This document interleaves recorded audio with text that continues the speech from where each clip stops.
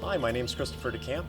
I'm getting a Ph.D. in clinical psychology currently, and my hometown is in Kingston, Massachusetts. It's the small town in the South Shore close to Cape Cod.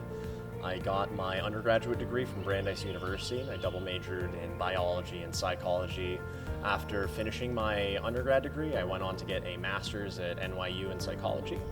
And before I came here, I was working in a lab at the Substance Use Research Center at the New York State Psychiatric Institute.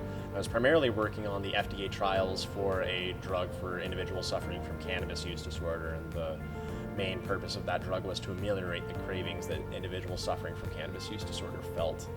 The main reason that I wanted to get a degree in clinical psychology is I felt as though it would allow me to conduct research that was meaningful to me and also applicable to the world at large.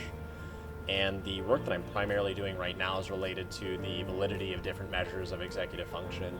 Executive function is a really important process because it's commonly associated with both concurrent and longitudinal academic achievement in children.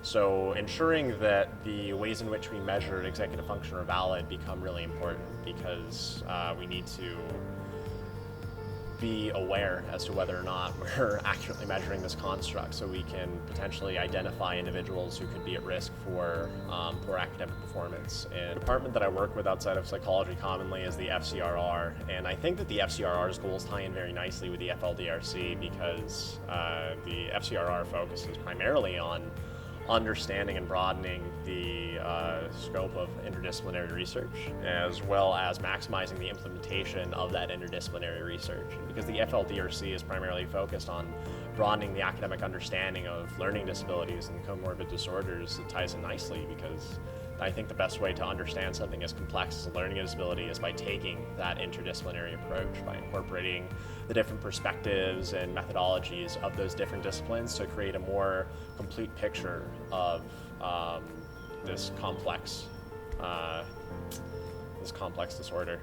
And finally, I think that my long-term career goals are to be a tenure track faculty member at an R1.